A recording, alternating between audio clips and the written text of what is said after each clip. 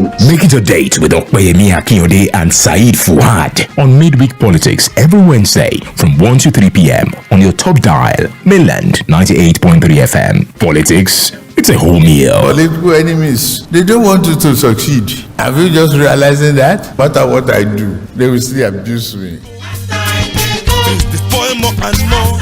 And as time they go, children they die more and more. No food to eat, no light to see, no water to drink. Oga Police, no worry, I see you. You know you can do the right thing, right? You know you can do without that bribe. You know you don't even have to harass that young man because he is properly dressed. And you think he's a Yahoo boy? You don't even have to assault that citizen whom you have sworn an oath to protect. Yes, we understand that the pay is not good enough to take you home, that you are still wearing a uniform that you bought with your own money 5 years ago. It's no news that the government has not done enough by you. We feel your pain and we wish things could be different as we continue to call on government to wake up to their responsibilities. We want the police to be our friends, just as it is boldly stated across the various police stations nationwide. And from Mainland 98.3 FM, we implore you to do better. We love you and we support you always.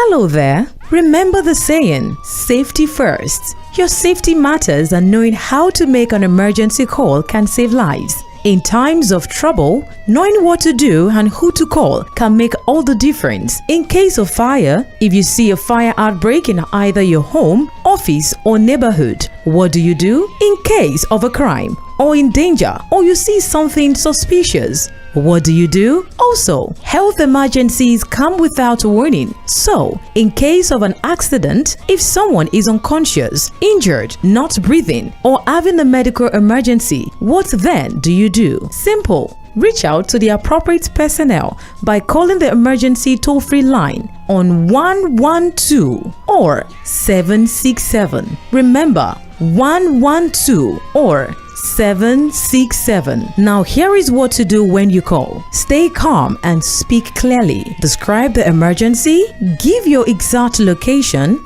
give your name and phone number so the personnel can contact you if needed. Stay on the line. Follow any instructions, don't hang up until you're told to. And very importantly, do not misuse the emergency line, as OAX calls delay real help and are punishable by law. Let's work together to make Lagos safer for everyone. Remember the number. Remember, call 767 or 112 in an emergency. This message is brought to you by Mainland 98.3 FM, the sound of Lagos. Stay alert. Stay safe. What's your emergency?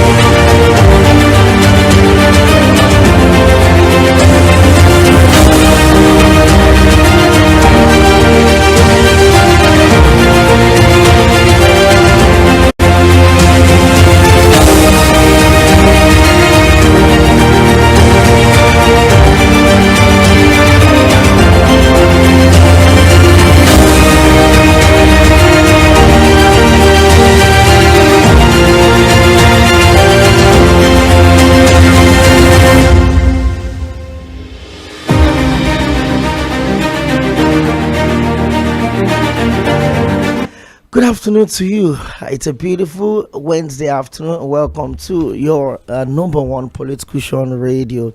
This is Midweek Politics, live from Miller 98.3 FM. Our apologies that we had to start just like 2 minutes behind our usual time. About trying to establish contact with our guest from Jos, Plateau State, and she's going to be joining us on the show today as well. Just to give us an update, we've been seeing reports and videos and pictures and updates on some unrest in some communities very close to the University of Jos, and of course at Nasarawa Guam, just behind Angwa Rukuba, where the unfortunate killings of about 28 people happened on Sunday night. But we're also seeing that our security agents have been mobilized just to calm the situation and restore normalcy. Don't forget that just north, the embattled local government is still under curfew, although there are reports that the governor relaxed the curfew from 7 a.m. to 3 p.m. But I was still keeping our fingers crossed on that. But you're welcome to the show. A lot has happened between the last time we were here on this show and today. Like they would always say in politics, a day is like eternity. So imagine what a week would feel like. We've got so much to talk about. The APC convention, the PDP convention, and what looked like a convention, but it was actually the welcoming of one of the biggest gladiators that the ADC had been able to, snatch from the NNPP, which is the leader of the Kwankwasia movement, Senator Rabi Musa Kwankwaso, joining the ADC in Kano on Monday, and it was a carnival-like, moment for himself, the ADC, esteeming supporters in their hundreds of thousands, and of course, we'll talk about all of those. And don't also forget that yesterday on the floor of the House of Representatives, about 22 lawmakers left different political parties to join the APC and the ADC. I think the highest, losers in that conversation had to be the People's Democratic Party. But of course, Labour Party also lost some lawmakers, including the man representing Ojo Federal Constituency. Talking about Honorable ᴏᴜᴜ. He's left the Labour Party to join the ADC. Well, we're going to talk about all of those. And upon the announcement yesterday, the APC rather, that controls an absolute majority of the House of Representatives as well, 280 reps members out of 360, and of course almost 90 senators out of 109, with about 31 governors in their folds. We'll continue to pull up these numbers as we build up to the 2027 election. Happy new month. It's the 1st of April, and according to the timetable of INEC, electioneering begins fully in the month of April. From the 26th of April to the 30th of May, political parties will have to start and conclude their primaries, and of course settle every issue that may have arisen as a result of conflict or disagreement or fallout of the primaries, and all of that will have to be concluded between 26th of April and 30th of May. So, like I said, that signaled the start of full-fledged politics. Although campaigns are not going to start until August 9th, which is for the president, and September for the governors. But you and I know that the moment the candidates emerge from their different political parties, well, indirectly, the campaigns have started. Yesterday was the 31st of March, and that was supposed to be the deadline where the political appointees of President Bola Ahmed Tinubu should resign their appointment. Well, we saw the Minister of Foreign Affairs resign to contest the seat of governor in Bauchi State, and the Minister of Transport also resigning to contest the seat of the governor in Gombe State. But I think the biggest of them all, and a lot of people were expecting, in fact, somebody somewhere sat down, drafted a resignation letter, addressed it to the president from the office of the Minister of Power to say that he has resigned his appointment to contest for the seat of the number one position at the Agodi government house in Oyo State. Well, that was a rumor, by the way,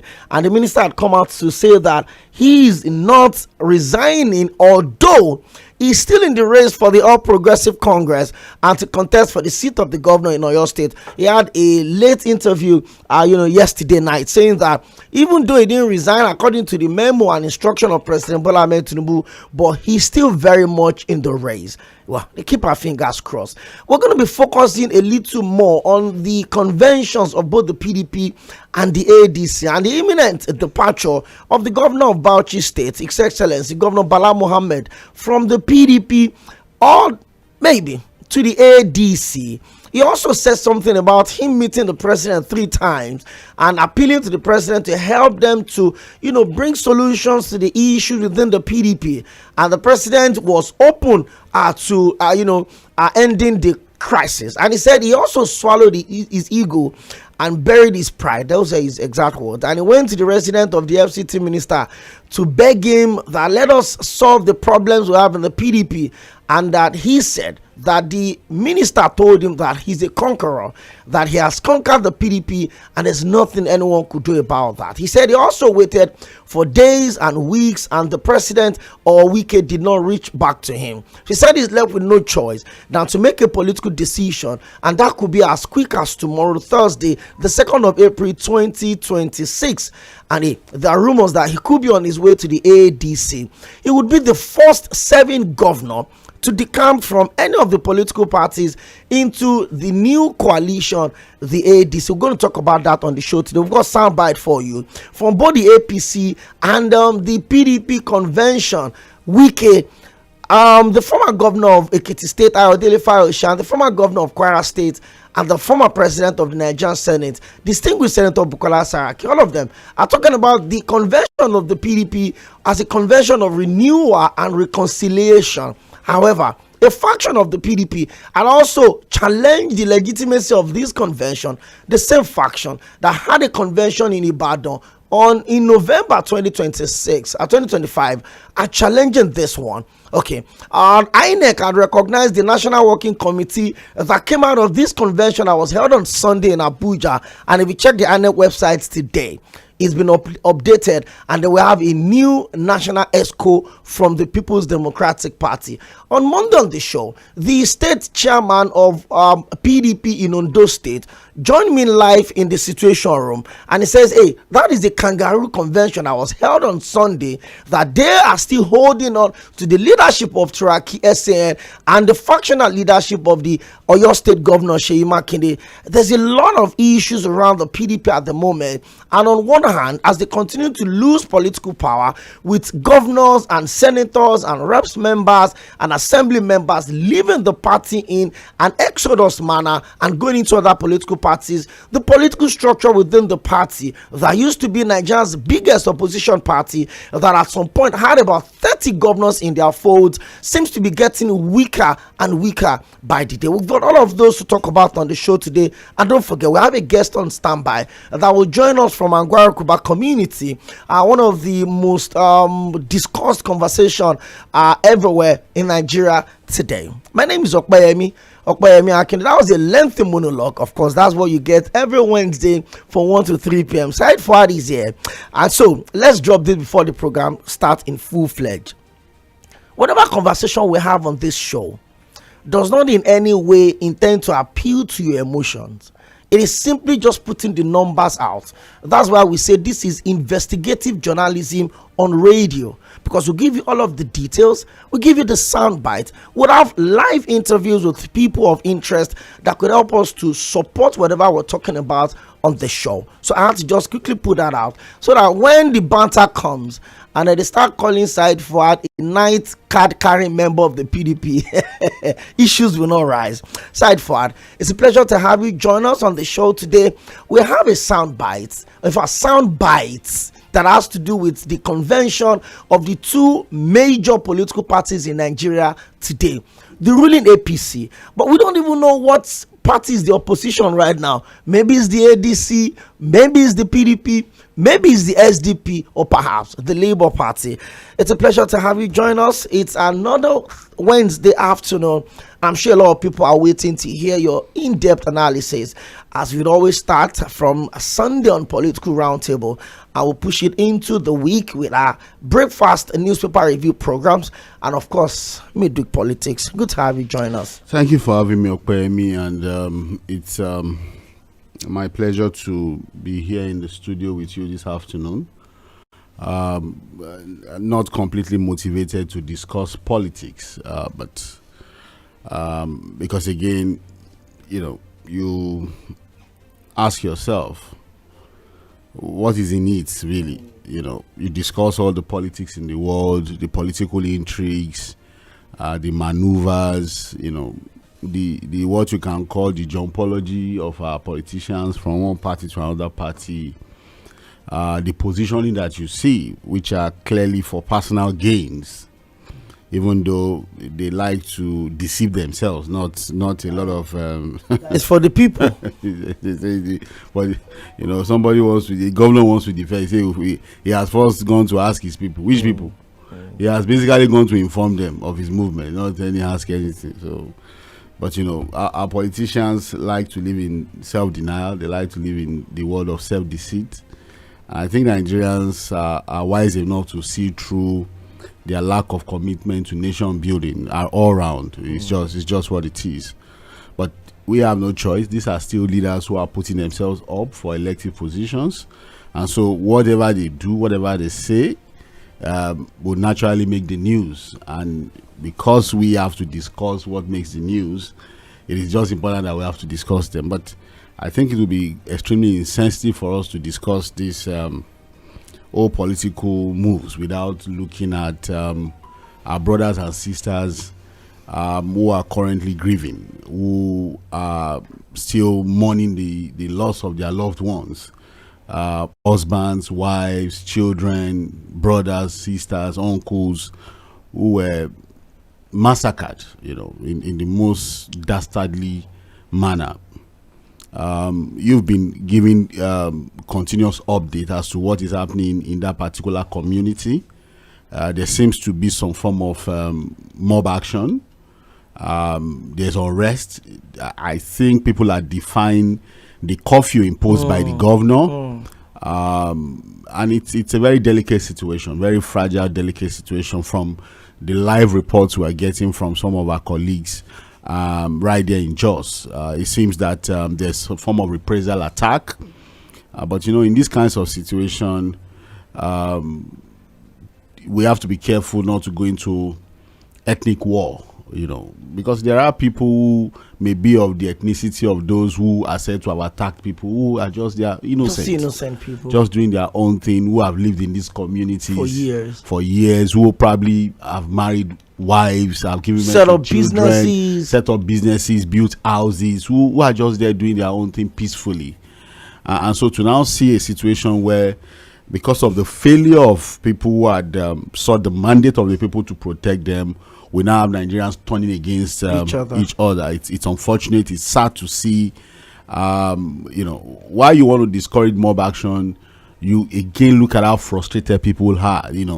But in our frustration, I think we just have to understand that mob actions will not solve any of these problems. What we should do is to continue to hold to account people who put themselves up for elective positions, promising to do what is needed to protect the lives and properties of the people. And that's why you see that for every time I have to talk about insecurity in Nigeria, I say the buck stops at the desk of Mr. President. And so we'll continue to call on him to do what is right. All of his energy, all of his intellect, all of his knowing and good thinking when it comes to playing the kind of politics we play in Nigeria. I think if Mr. President dedicates half of that energy into governance, I think Nigeria will be better than what we have now. Well, it's quite unfortunate, and I would have to just stay calm. I was talking to someone yesterday afternoon, and I said, if you've ever stayed on the plateau, any part of Plateau State, whether in Chandam, that is the last local government out of the state, or in just south, from if you are coming in from Riom and all of that, it puts a lot of things up. But we've got a breaking news also. There's just so much on the table today. But let us just get clear with some of the sound bites that we have, because it's going to form the core of the conversation we'll have on the show today. We'll also look at the purported resignation of His Excellency Governor Bala Mohammed of Bauchi State, the last PDP governor, or let me put it this way, the last non-APC governor in the 19 northern states. So if he eventually leaves the PDP, that means the entire 19 northern states are not in the PDP anymore. And that was a party that used to have 14 of those states in their fold. 18 of them have gone to the APC. The last, being Bauchi, could also be on its way to the ADC. We have something from the PDP convention.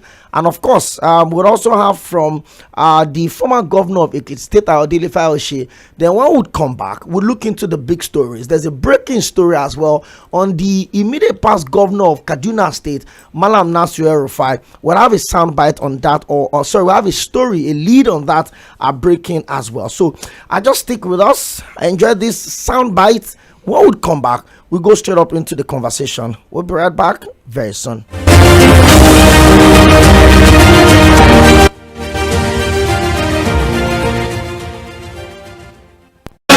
We now have a party that can present candidates at the 2027 election. We now have a party that people can no longer blackmail our aspirants, make fun of them that, oh, you will not be on the ballot paper. Now we know PDP will be on the ballot paper in 2027. This is a great achievement. Months ago, nobody thought we could do this. And that is why, even for those who are not here, as I was making my way here, I was talking to some. Come and join us. They said, SP, go ahead. If I see INEC there, I know there's validity. I'll be part of this process from tomorrow. I now call on those who are seeing legality here and validity. Let's put hands together and make sure that we forge ahead as one family. For those who are not yet there, I appeal to you again. It is not about interest. It's not about our individual objective. It is the collective responsibility of this great party to this great country. PDP has come to stay, and inshallah will not only come to stay, will be victorious in the elections coming in 2027. As I close, I also want to appeal to those that will be elected today in the leadership of the party to please look at all the sacrifice that has been made to get you here, and ensure that we do our best to make sure that we have a party that is fair to everybody, a party that will ensure that all our aspirants get a level playing field. On that note, I must thank once again the convention committee who have worked hard. I remember the last time we were here, this is not only as beautiful, it is even more beautiful than when we were here last time. I thank you all for all the work you have done. I thank all our leaders, all our delegates, all of us that have taken the personal course to be here. Let us forge ahead now.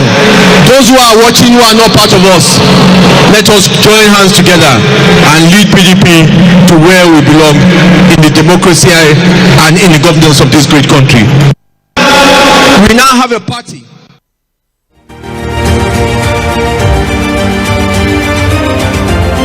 Well, that was distinguished Senator Bukola Saraki, the former governor of Kwara State and the former president of the Nigerian Senate. Talking to the PDP faithfuls and assuring them that this convention is a convention of renewal. This convention is a convention that is putting the PDP back on the ballot. And it says that because of the presence of INEC at the convention, any candidate that emerges from this faction will be the valid candidate to run for the election. But a lot of people had also asked questions. How do you conduct national convention without the zona and then the ward, the zona and the state congresses? It's just like going to the university without having primary school and secondary school certificate. But this is PDP, and it will always find a way around it. The next stop is the former governor of Ekiti State, two-time governor of Ekiti State, Ayodele Fayose, also addressing supporters at the convention rather, and it was specific about a fractional leader of the party, the governor of Oyo State, His Excellency Governor Mɪᴅ-Wᴇᴇᴜ. Listen to Ayodele Fayose. When we come back, we'll go straight up to Jos and we'll speak with our guest. And after this convention, Mɪᴅ-Wᴇᴇᴜ will be expelled. Let him be reminded that my name is Ayo Fayose, and I'm saying this in public here and again. With the ongoings, he's sure to lose that election in the Oyo State. So this convention is open for the benefit of sincere PDP members, and this party has a leadership, and our national leader is Yᴏ괜ᴜᴜ, and we are all celebrating him, celebrating the struggle, and thanking God for his life. All right, sir. Against the words of the Senate President, sometimes in the Senate, the 10th Assembly, who said that PDP. Yes.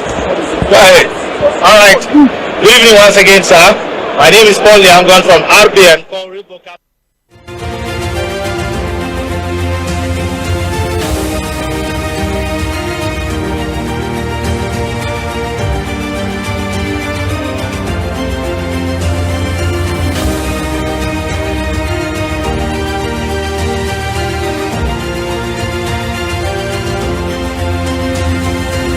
Thank you very much. That was the former governor of Ekiti State, Ayodele Fayose, spelling it out clearly that the governor of Oyo State will be expelled from the PDP after the convention. And of course, he paid, glowing tributes to the leader of the PDP, in his own words, the national leader of the PDP, who happened to be the now FCT minister, the mini past governor of Rivers State. Well, I'm sure the issue around the PDP maybe is not done and dusted, but we'll come back to that much later. Let's make a quick stop to Plateau State to speak to our contact. Well, she's choosing to remain anonymous for obvious reasons, but of course, she's promised to give us the detailed explanation of everything that had gone down between Sunday when the unfortunate attack happened and what is happening at the moment. And for context, she's also a seasoned and well-respected colleague of ours over there, and of course she's resident in the Mɪᴅ-Wᴇᴜ community itself. Good to have you join us on the show, and a beautiful afternoon to you. Well, maybe for this side it's beautiful, but from where you're joining us, it doesn't look like it's beautiful, especially from Sunday till now. Lead us into that conversation. What went down on Sunday? Where exactly are we? And the reports of a pocket of unrest around, the University of Jos axis, and also somewhere around Nasarawa Guam in Jos North local government. Lead us into that conversation. Good afternoon, Opemi. Thank you so much for having me on the show. First of all, it's unfortunate what is happening in Jos Plateau State. For context, I was born here and I've witnessed the 2001 crisis.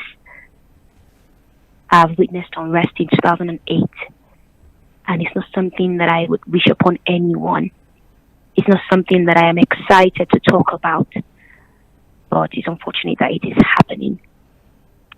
In light of that, I was at Mɪᴅ-Wᴇᴜ on Sunday up until around 7 p.m. I usually go there to, do some things, and less than 30 minutes, the incident occurred, and I got first-hand information from relatives, from people that reside in that particular area, because I live in Mɪᴅ-Wᴇᴜ, maybe just a few kilometers from the center.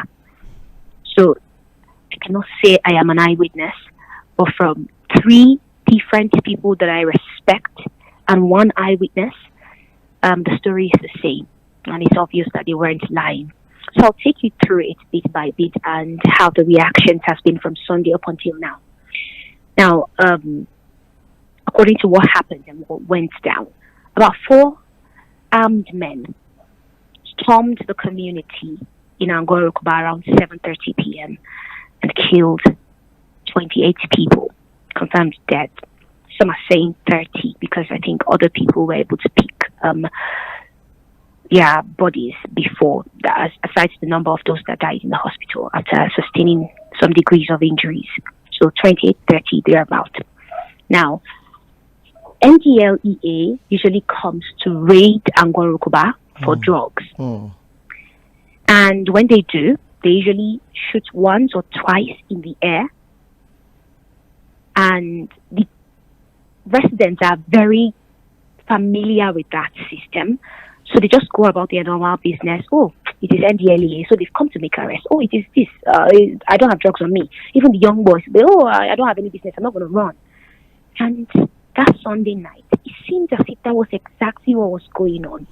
Now, the NDLEA did not have any specific time or day or whenever they do, but they can show up on Saturdays, on Sundays, on Mondays, whatever time it is.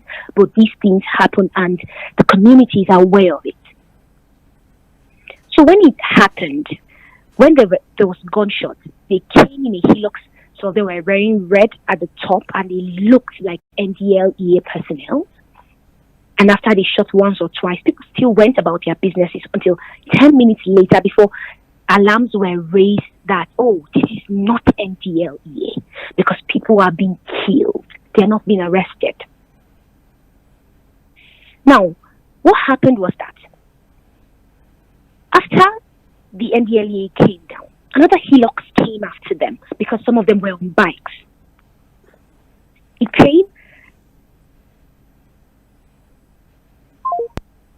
Okay, we'll try and reconnect with my guest, or our guest on the show from Jos. But side forward, I could relate a little bit. There's a place in very close to that Mɪᴅ-Wᴇᴜ, that they call Congo, Russia. Is like where some very unpleasant things often happen. It's like where drugs and also it's a place where the police often raid every single time. So from that Congo, Russia to Mɪᴅ-Wᴇᴜ is just a less than 10-minute distance. It's just like Congo, Russia is directly behind one of the communities that is being reported to be under attack today, which is Nasarawa Guam. Just walk across, then you move into Mɪᴅ-Wᴇᴜ, just a walking distance. So I understand what she's saying. So randomly, that was where I stayed during my postgrad. So randomly hear gunshot. Oh, NDLEA has come to raid boys selling drugs and all of those petty stuff around there. So I'm sure the people in that community are used to instances like that. According to what the guest is trying to, we'll try to establish contact again. Hopefully, we're able to link up with her to join us for that on the show. But side forward, the curfew was declared. The governor visited the place, and it looks like it's the same thing, over and again. Hello. Apologies for that. I think the reception here is poor because of the network jam. It usually happens when stuff like this goes on. Okay, we understand. I'm sorry. I have to ask you where I. Okay, so you were just telling us about what happened on Sunday, so we could just speed it up and what happened after then. Okay, what happened after then was that just after the coffee was, I think that's where I should pick up from, right? The coffee was for 24 hours, and I stepped out on Tuesday because of essential workers, so we needed to go to work and all of that. I want to put it out there, and I'm not saying this so I can be misinterpreted rather, or misunderstood. Security are police officers meant to protect citizens. Now, when a curfew like that is going on, especially after an incident like this, I expect that there should be security all over the vicinity, at least in kilometers where these things happen, so that they can make sure that people are adhering to it and they can enforce the law. But to my surprise, the security was not as tight as it should be. After the curfew was relaxed, that was this morning, I came to the office and the roads looked as empty as possible. Yes, there was 2 hillocks at Angora-Kuba that I could see security. But to my greatest surprise, I did not see the police officers stand on the road. It was the boys in the area who were checking vehicles from moving here and there, and they were the ones doing the work. The police officers were sat in their vehicles. Now, let me explain something to you so that I can give you context, even if I'm not going to say anything afterwards. At Angora-Kuba Junction, there's a police station. Now, when you're going down towards Ring Road, that's not even up to 1 kilometer.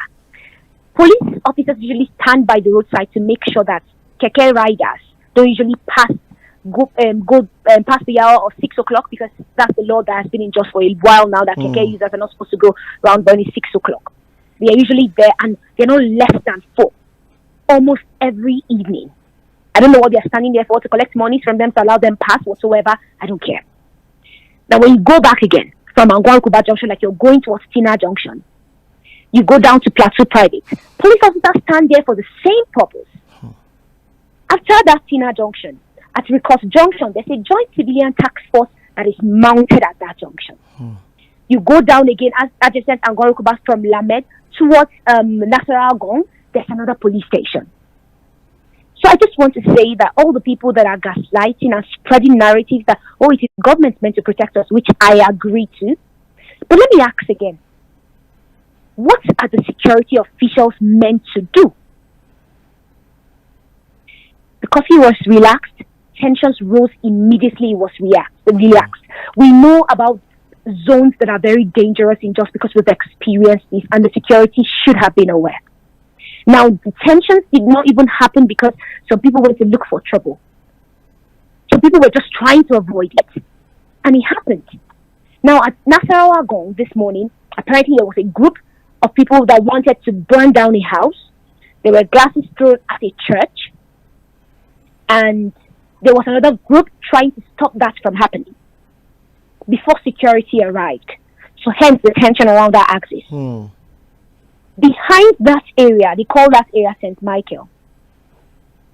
Groups from different areas. Now, if you understand, and for context, I do not want to say it in a way that would, spark reaction. They were stoning each other back and forth. And based on the report and the videos that we saw, you'd see Christian boys and Muslim boys doing that against each other. Now, back to permanent site. I don't know if you heard of that. I don't know if we've lost our heartlessness, or it's very unfortunate that someone, a student for that matter, according to reports now, we have not confirmed it because we're still at the office and we're trying to get there. But we have videos. He was hit on the head severally by different youths, and to my greatest surprise, motorists were passing. People were passing. We were not holding guns. You could not even use a vehicle to even hit those that were even causing the problem, at least save the person from this trouble. It was obvious that he was not a thief. But he was killed right there and then. Students were stuck in a federal university, and there was no security at the moment. To our greatest surprise, distress calls were made for hours until 2 hours later. You'd see everywhere on the social media, oh, call the DPO on this line, call the PRO. Who is going to call and who is not going to call? It's unfortunate that this thing is happening in Jos. It's unfortunate that we keep going back and forth, and our politicians are also letting us politicize these issues that is going on in our communities and make it look as if a religious thing. And they are feeding off of it because obviously someone is benefiting from it.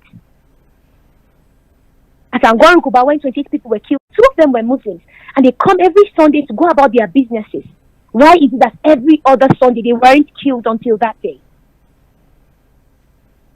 We've been living in peace. We've been enjoying it relatively for a while in Jos until this happened on Sunday. Threats were flying, no arrests were made. And this happened. Thank you. I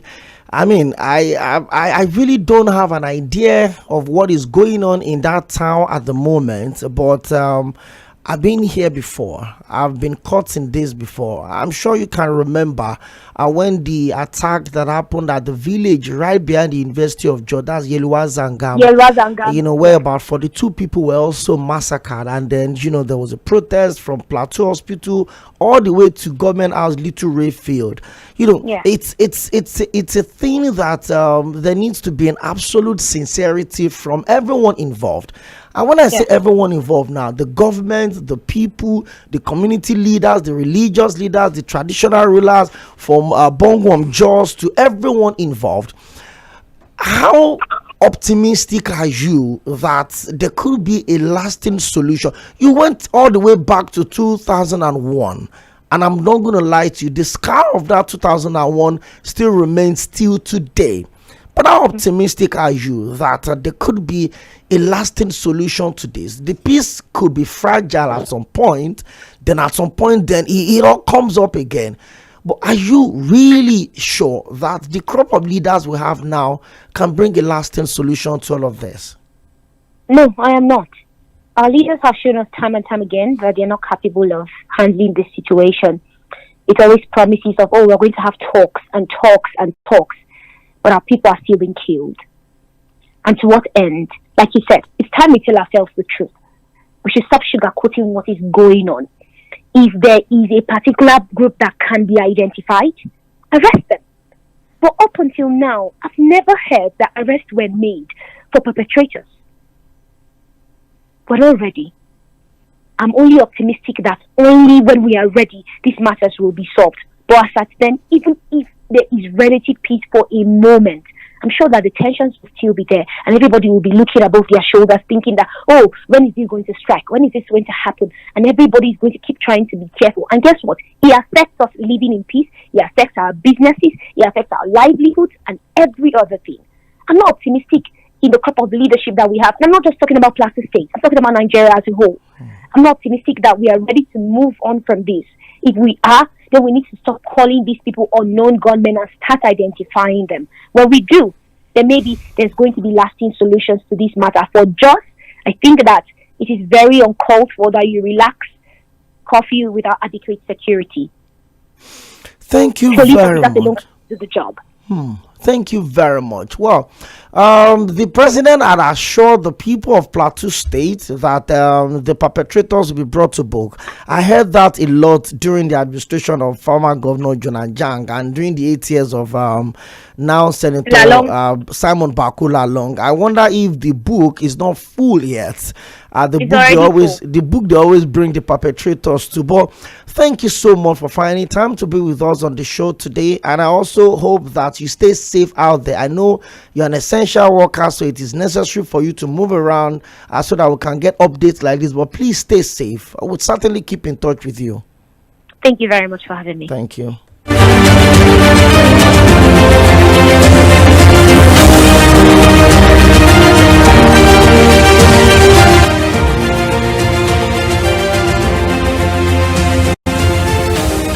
Mr. President, and I want to use this medium to talk to you. Please look at the youth of Nigeria. We are really suffering. Politics plays its part in everything that defines us as a sovereign entity. Isn't it right to discuss what makes it tick?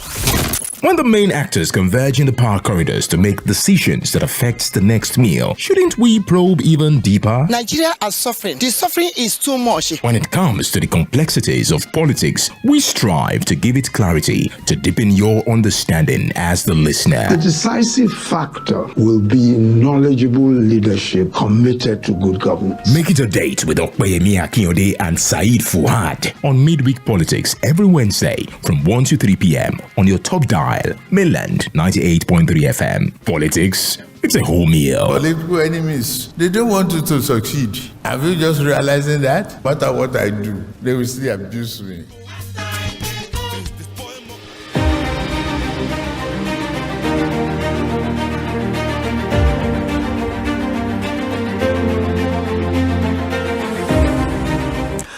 Well, side forward, growing up as a child, I used to understand that each time you kill an animal, it's equivalent to taking a life, whether an animal life or a human life. And I've always said that as stubborn as people think I am, as I can't even I can't bear it. I can't slaughter a chicken. Like, okay, there's Christmas, there's Easter. Oh yeah, come on. I can't.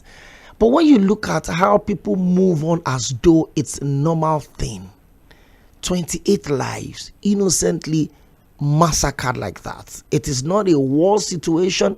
It is not Iran and the US. It is not Russia versus Ukraine. It is not Taiwan versus China. These are innocent people that are just moving on with their normal lives. But you can't even say they got caught up in communal clash, because this is not one. But I mean, we just spoke to someone that was born in Jos, raised in Jos, lived, schooled, is currently living and working in Jos. And for a typical Plateau person, it's a norm.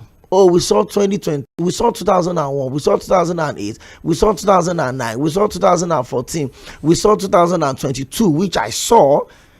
How much more of these can we continue to experience side forward? If we're feeling this way, that we are thousands of miles away from where all of this is happening, what happens to the people that wake up every day and they've got nowhere to go to? Okay, I mean, again, I've tried to, not to get too emotional about these things, But of course, listening to one of our colleagues there in Jos, a journalist who is at the center of us, of helping to gather information, real-time information as these things are happening, there's no way you're not going to feel it. You're going to feel it because, again, we're talking about real issues here. We're not talking about conjectures or just us making up things. We are talking about real situations. People are being massacred. And for those who think it's just about politics, or for those who think, oh, you don't like the government, I don't blame them. Because, when the corpse of a neighbor is being taken to the burial ground, they probably think it's a log of wood. But when you have to carry yours, you know how it feels.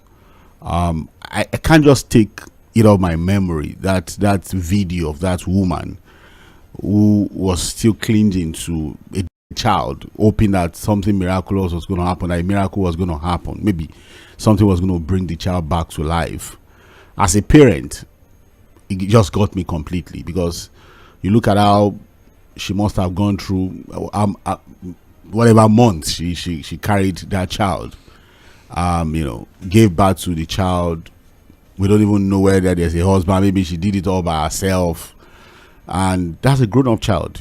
A grown-up child. Maybe that's even the only child with a lot of promise. I think the name of the boy is Promise. Promise, yes. So that promise of, oh, I'm going to grow old, do whatever I can to take care of you, my mother, has been cut short because of the failure of the government to protect the lives and properties of the people. And so you can see, look, I've seen people who try to rationalize the nonsense we have, to say, oh, insecurity is a global thing. Even as sophisticated as the US is, you still have gun violence, there people are massacred and they can't stop it.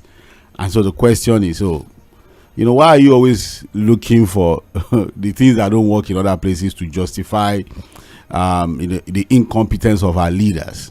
And then you also ask yourself, what about how the government reacts when things like this happen? If there are massacres happening in the US, are they able to arrest the perpetrators? How fast are they able to arrest and bring them to justice? Do people commit these crimes in the US and go scot-free?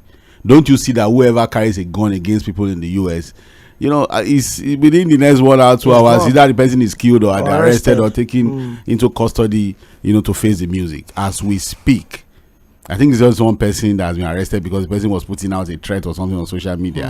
In reality, we have no record of anyone arrested, and we are not even sure that we are going to be able to get to the roots of this particular issue. Now, this happened on Sunday. The governor there came there. In fact, the most ridiculous thing I've ever seen in my life, where a governor had to come into the place in an armored personnel carrier. So to show that you are more, your own protection is even more important than that of the people. And that just tells you the kind of people who we have as leaders. Really, you are going into a place where your people have been massacred, and you are going there protecting yourself. Already you are well protected because you have your personal security guards all around you, but you are still not safe in your mind to the point where they have to put you, throwing you inside an APC until they told him, if you are in the APC, what about the other people around? And people refused to listen to him until he came down to address them. And then what was the follow-up? Now, you already knew that when things like this happen, there's a possibility of reprisal attacks. There's going to be a carryover effect of this situation, and you might begin to have people rising up against each other. So what you do, like what this our colleague has said, was the expectation was that, look, they are going to beef up security. You impose curfew. At the point of relaxing the curfew, what you are supposed to do is to ensure that there are enough security personnel around to sustain the peace that you've achieved through the declaration of curfew. You relax the curfew, and there were no security personnel to sustain the peace. It's not even peace, it's calmness. Well, whatever. At least relative peace. That at least people are still trying to, recover from whatever has happened.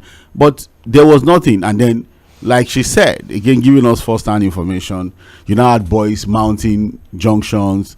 People started this little fight. Before you know, we're having reports of mob actions. You showed me the video. I struggled to watch the video, really. And like she's saying, this is just one innocent student who had now been mobbed to death right there in the center of town.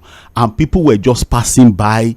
If you look at the video, the way people were just going about their normal life as if nothing was happening, and that right there in the center of town. That's directly behind the University of Jos. If you see the fence, that's the fence leading to the permanent site of the University of Jos. And the young man was being murdered.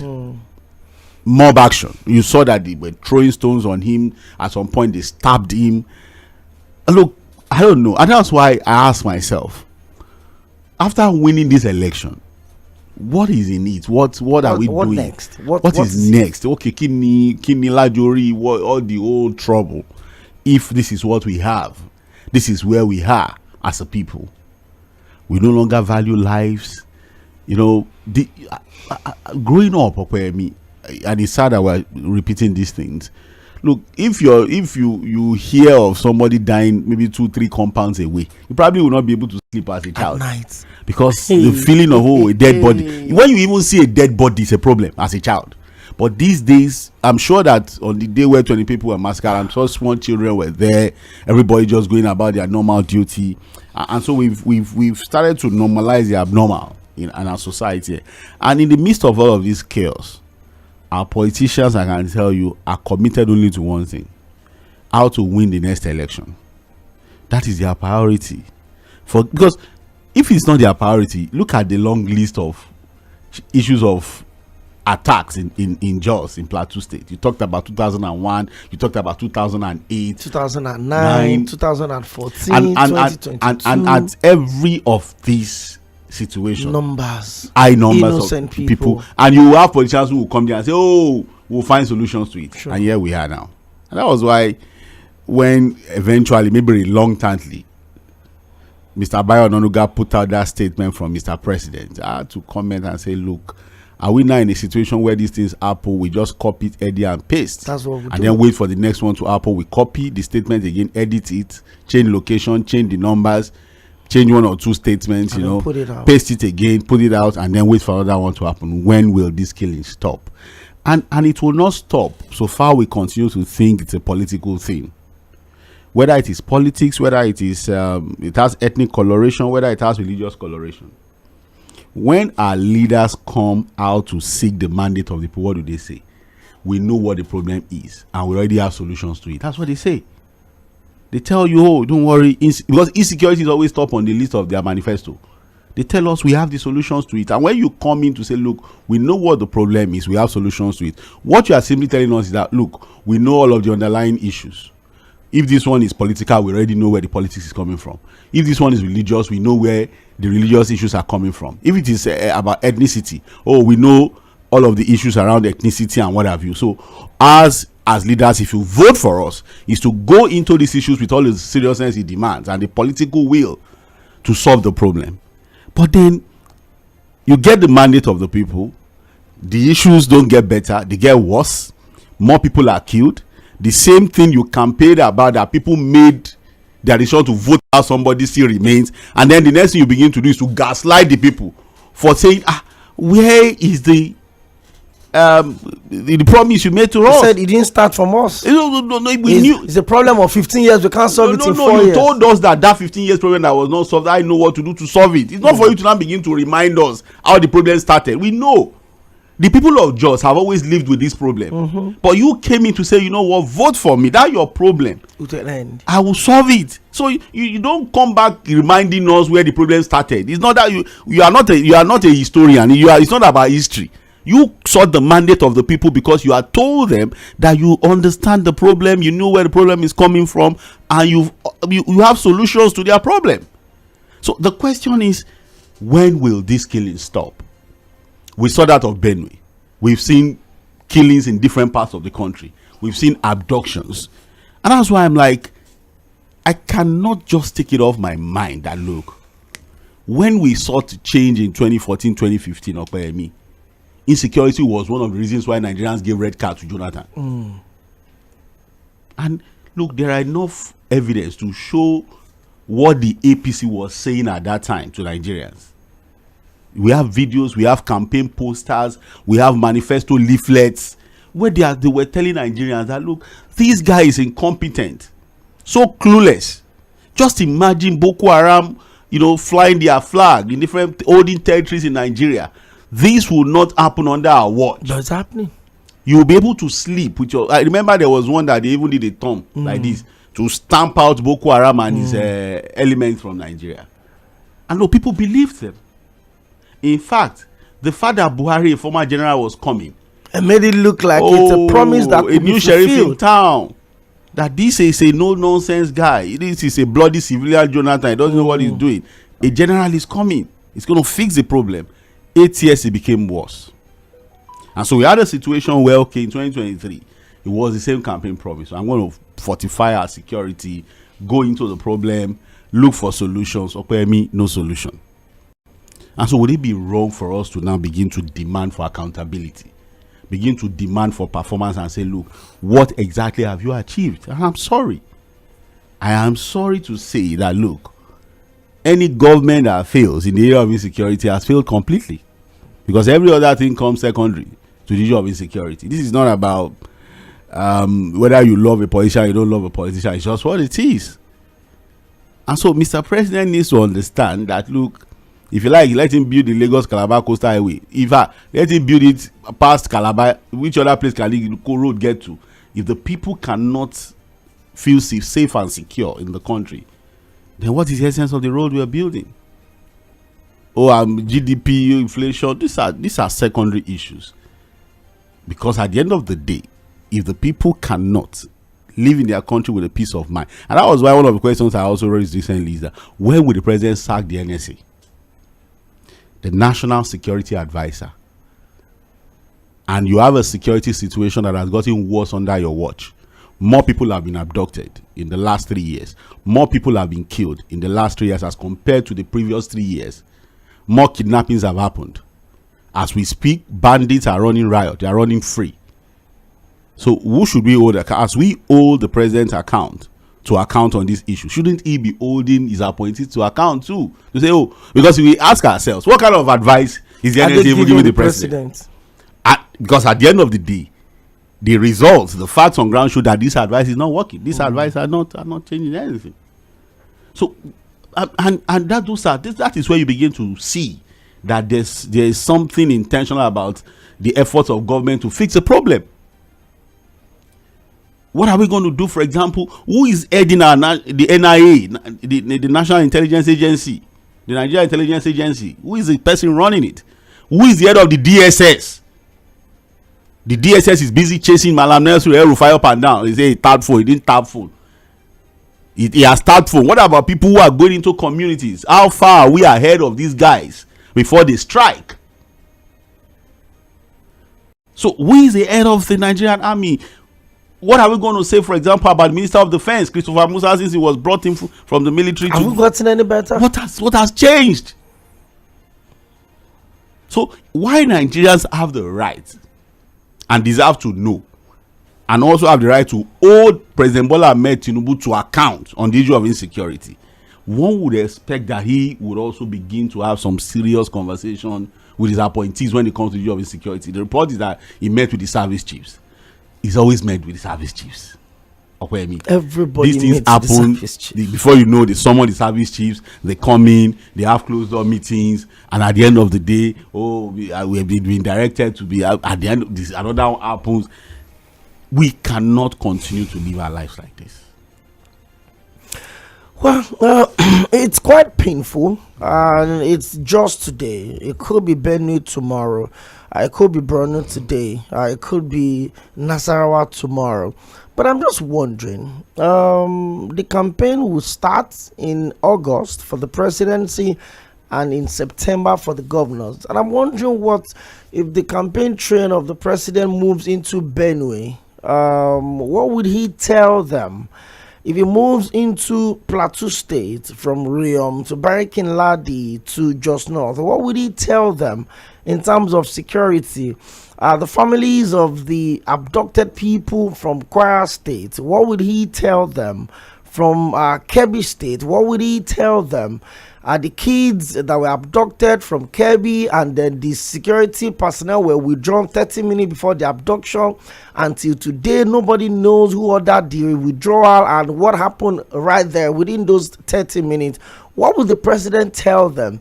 The people killed in Zamfara, in Katsina, in Nasarawa, what would he tell them? I think a lot of questions demand answers, and the longer we stay without those answers, it will be difficult for the people, to keep things in check. I made a post the day before yesterday, and I said, don't let anyone push you into taking laws into your own hands. I understand that the pain is deep. I understand that, a lot of people are losing hope, are losing trust in the system that is supposed to protect them. But the law does not take excuse. The law is not going to say, oh, you killed your neighbor because your neighbor killed your brother. You're going to be charged for murder. And that's how it works. So don't let anyone force you into taking laws into your own hands. But when I saw the comments and the responses to that post, I had to delete it for obvious reasons. People were like, the government has failed us. How do I trust a government that had constantly exposed me to killings, on unwanted killings, and I'm going to still trust that process? It's difficult side forward. And just like you said, the principal responsibility of every government at every level is the safety and welfare of the people. You can do Calabar Coastal Line. You can do railway from Lagos to Kano. You can do from Nigeria to Benin. You can do anything you want to do in terms of public infrastructures.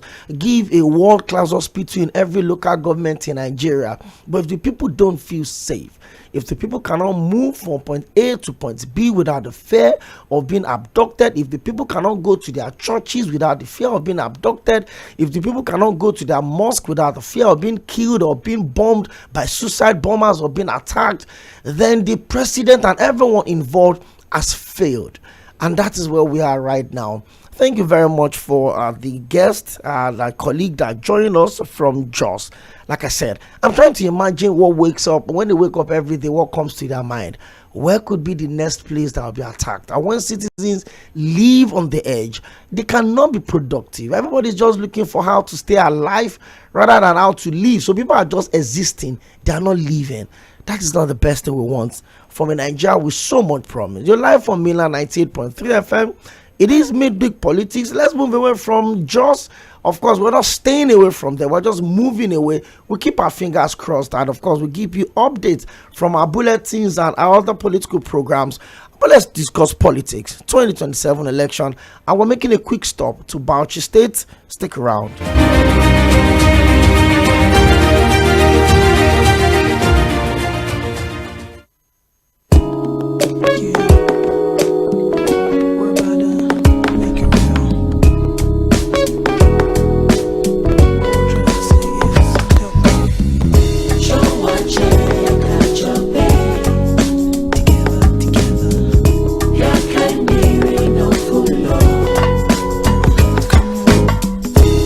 So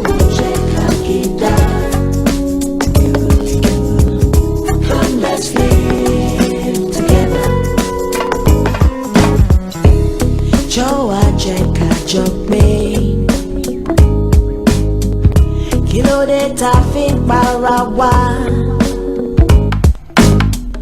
Masibo bibo talelo.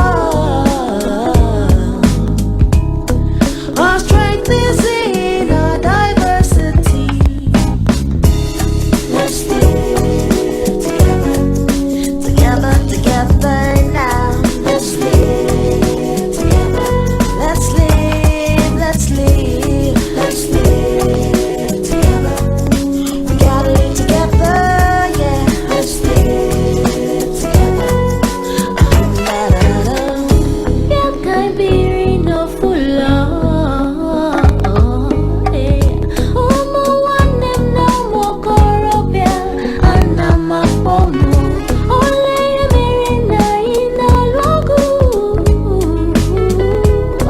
Our strength is in our diversity, yeah, yeah. Let's live together. Let us live as one. Let's live together. Let's live together. You know we've only got one another. Let's live together forever.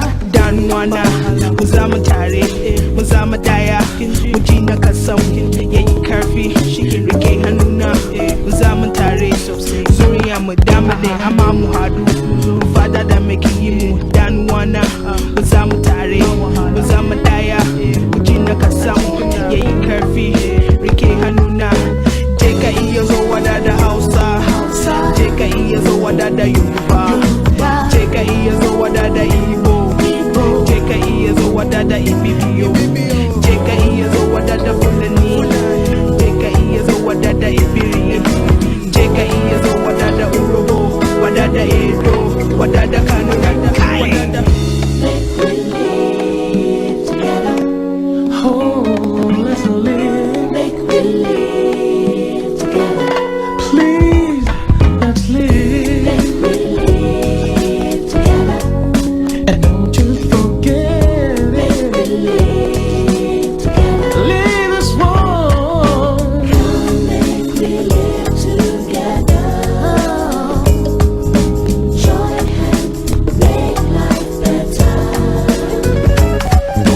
Come, make we live together.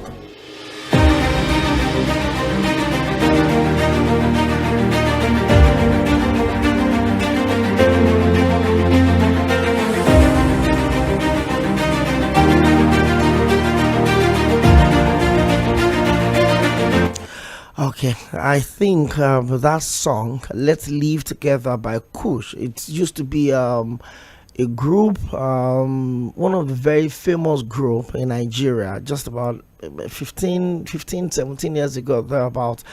And the group comprised of Lara George, T.Y. Bello, and Dapo. 3 ladies and 1 guy. And this song constantly rings in my mind each time I see how Nigerians have turned against each other. And whether we like it or not, politics would come and go, but humanity would continue to remain and guide our existence as a people. Well, we move away from just, but we're not staying away from that conversation. We'll always keep you in check. Keep you in touch with everything that is going on right there from the home of peace and tourism. You know, that's one funny thing that beats my imagination. If the slogan of the state is the home of peace and tourism, and then you see how much crises and conflict and chaos the state have had to endure over the years, then you have to question a lot of things. Well, let's hope the government will do the right thing.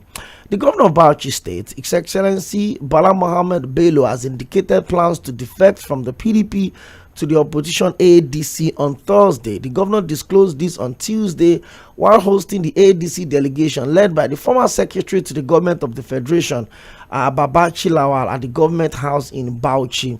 After the closed-door meeting, the governor attributed his decision to quit the PDP to the protracted internal crisis within the party. He stated that despite various interventions, all efforts at reconciliation have been unsuccessful. He said, and I quote, "We are very conscious of the timeline. We're finalizing this move by Thursday so that we'll be able to be on the same page and not excluded from participation."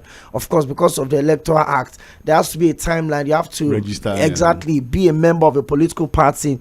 Why ADC and not the PDP was asked, and it says, addressing the speculation regarding the potential move to the All Progressive Congress, Mr. Mohammed said he and his team felt they were not wanted in the APC. I quote again, "We're not wanted in the APC because we are not being approached. We tried to get there, but certainly most of the people around us prefer the ADC and or other parties rather than the APC."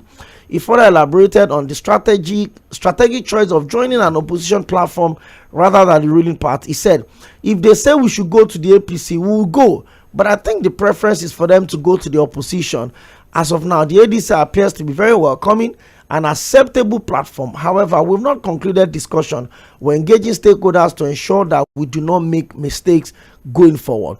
Mr. Mohammed has alleged that internal division within the PDP was being expanded and by external influences, accusing the Minister of FCT Nyesom Wike of contributing to the crisis. He added that he met key stakeholders, including leaders of the APC and President Bola Ahmed Tinubu, in an effort to resolve the issue, but the situation remained unresolved. Earlier, Mr. Lawal said the ADC delegation was in Bauchi at the instance of the party's national leadership under the former Senate President David Mark to invite the governor to join the party ahead of the 2027 general election. He said the move was part of a broader strategy to unite opposition forces and provide alternative leadership for the country. Wow. It's very clear right now, side forward, that the only ally to the governor of Oyo State left in the PDP now is about to dump the party for the ADC. So, if or when the Bauchi State governor leaves the PDP will be left with only one governor, and that will be the governor of Oyo State. There are also rumors that he could also be on his way to the newly registered NRC or even the ADC. Side forward, I fear that before the end of April, the PDP may not have a single governor from a party that had 31 governors in 2007. A party that had the absolute majority in the Senate and the House of Representatives may be ending April 2026 without a single governor. As at April 2025, they still had 11 governors in their fold. And within that period, if Bala Mohammed moves to the ADC, it would have been 8 PDP governors to the APC, 1 to Accord Party, and maybe 1 to the ADC, leaving only Governor Seyi Makinde of Oyo State left in the PDP.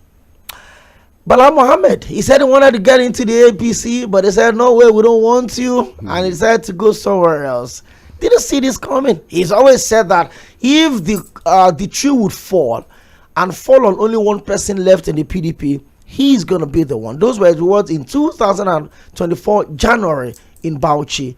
But a lot has changed, side forward. You know, with our politicians, half of what they say, they don't mean.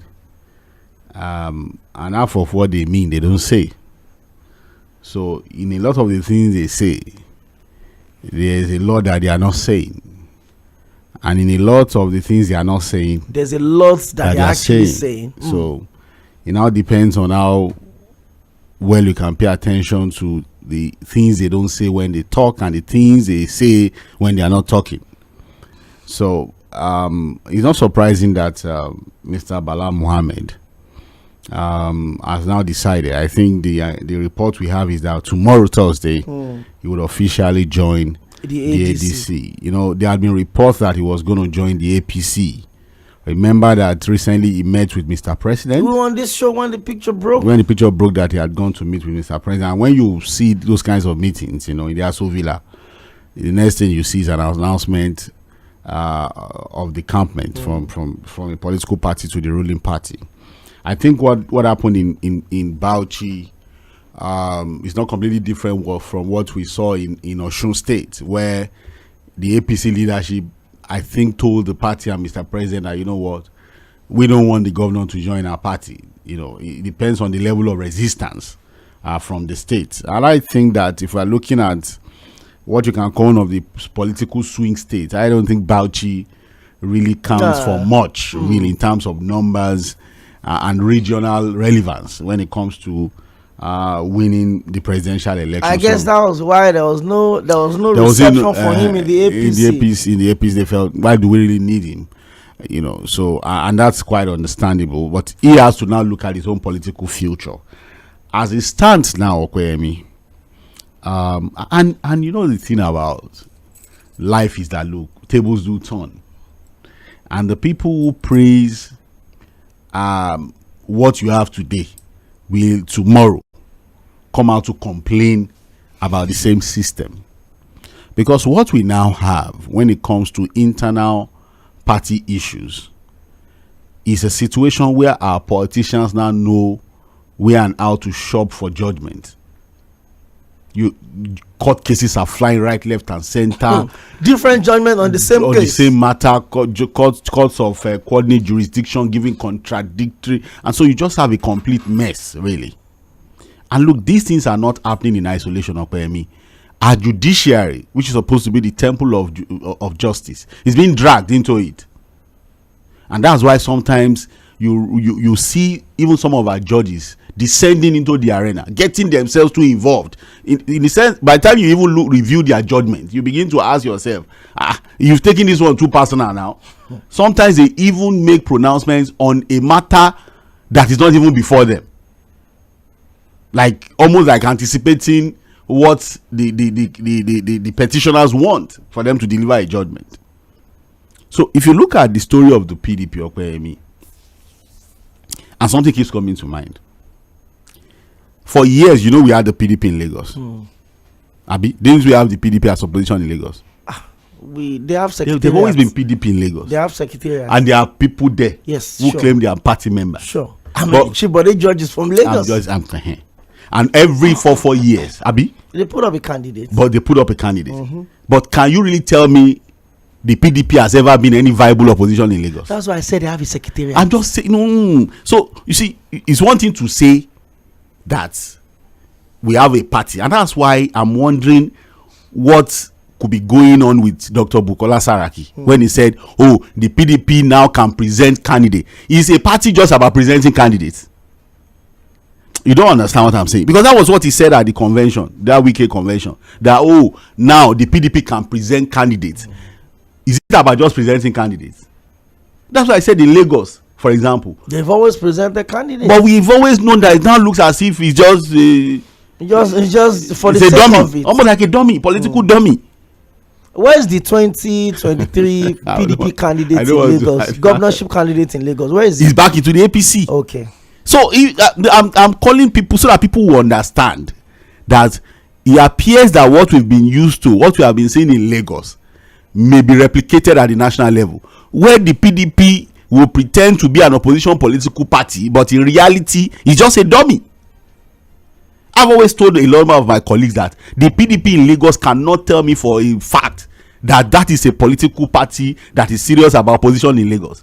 A lot of people left in that party, in fact, may actually just be members of the APC who are just planted to remain there. They are not serious. You can't find any serious opposition politics being played in the PDP in Lagos. And that's why, if you ask yourself, this PDP, and that was what I was asking by Mr. Curtis Adigba on Sunday and the rest of the crew, that it appears that this PDP would eventually be handed over to Wike. I've always said it will be that and it's always maybe you have turned it to what you want it to be now. So you've chased everybody out of the party because people are afraid that, look, you can't risk your political future when there are so much uncertainty. I saw him mocking the governors that defected, and I'm just like, look, you are the one throwing fire into the party. You are still the firefighter trying to quench the fire in the party. Now, let us even now say, Okoyemi, let us say that at the end of the day, because now we have seen that INEC has gone to monitor his convention. INEC still needs to explain the legality of going to monitor that convention. They say, oh, all the court cases. There are too many court cases to the point where you are. And that's why you said that the Turaki people are questioning why INEC decided to go monitor the election. Because some of the cases are still undecided. There's still a case in the Supreme Court. So on what basis did INEC monitor the election? Monitor that convention. And on what basis was the NWC that came out of that convention uploaded on the INEC page? That was the concern of the Ondo State chapter chairman of the PDP. It seems the INEC had descended into the arena. The game. People need to explain on what legal basis did INEC monitor that Wike convention, and on what legal basis did INEC recognize the NWC from that convention when the cases are still pending. And to make the matters worse, the court was also brought into the picture. INEC had descended into the arena. The court has also brought in. What happened? A court had ruled again immediately. Oh, that the secretariat should be open, and the other people should be barred from coming there. Imagine that kind of court case. You have two factions. There was a chaos. The place was closed down for safety purposes. And then you gave one faction. You gave a judgment to favor one faction to take over the property, and you barred the others from coming there. What are we doing, Okoyemi? And that's why I'm saying that the sad part of what we have, and there are people who sit somewhere now and say, "Oh, it's all about politics." This is dirty politics. And what we are doing is to set very dangerous precedents. Dangerous precedents of manipulation, of coercion, of transactional politics, of damaging our institutions, bringing them into political confusion. And at the end of the day, we are going to get to a point where we may be just on the edge of anarchy. Because if politicians get to a point where they can't trust the electoral umpire, and they can't trust the courts, what they will begin to think of is self-help. And you know what that means? Rather than for me to take you to court, let's cuckoo. Once we get to the point where politicians can no longer trust the electoral umpire to be fair, then we're in trouble. You can see that the ADC was already complaining. That look, it appears that INEC wants to play the same game they played with the PDP with the ADC. They appear to want to begin to take sides. Because of course we know that there's someone who is still laying claim to the chairmanship of the ADC. He's in court. There's a back and forth on that too. So, you see, and that's why when Saraki said, oh, the PDP is now at least positioned to just to present a candidate. And I Ewambisa. So after being a two-term governor, after becoming a Senate president, your own thinking is that the APC's achievement, the PDP's achievement today is that they are now able to present a candidate. I mean, from a party that they are not sure of who will be. Maybe that's a big win. So the question is, what candidate are you going to present? What will be the quality of those candidates? You've lost your governors. You've lost God knows how many senators you've lost. You've lost God knows how many House of Reps members, State Assembly members, party TD Korofo. It has now become a wicked property. You can see even a former governor, two-term governor, Wike is now the national leader of the PDP. And they are praising him for his along the same PDP. And when I saw the video, I'm like, look at the people that founded the PDP, the quality of persons that gave birth to that party. And so today, that party is now more like a negotiation tool, because that's what the party has now become. I was trying to say, because what I see Wike doing with the party now is that, look, once I'm able to hold on to this one, it becomes a bait for negotiation. My political relevance is in my ability to be able to hold on to the PDP. To negotiate. And negotiate, that's what he's doing basically. And that's why today, okay, you are saying that, oh, you've revived the party, you are mocking people who left. You now have the party, but you are still the same person campaigning for the presidential candidate of another party. And vowing to deliver for the party. I see, only one you crazy. Okay. It's just what we have on ground. And then you have people like Saraki Lamido telling you that, oh, glory to God, though, they've been able, the PDP is now stronger and better, and they can now present candidates. And that was why I told you that in Lagos, we've always been seeing the PDP presenting candidates. But in critical political analysis, it has always been a dummy. And that's why you see that the people they present half of the time. Well, the one that came out in 2020, Lagos for Lagos, where is he now? He's back to the APC. He was the moment I suspected that Lagos for Lagos was when he brought Funke Akindele as running mate. He started exactly he came here right where you sat. On this same chair you sat. Yeah, sir. How come? How did you calculate it? That in your own thinking, with your experience, that you want to choose a running mate in the political space, and then you went to pick Funke, and they asked, he has 2 million what? 20 million followers on social media. And what has he done now? Less than a year. He's gone back to the APC. And so you ask yourself, the PDP leadership in Lagos, are you saying they did not see the handwriting on the wall?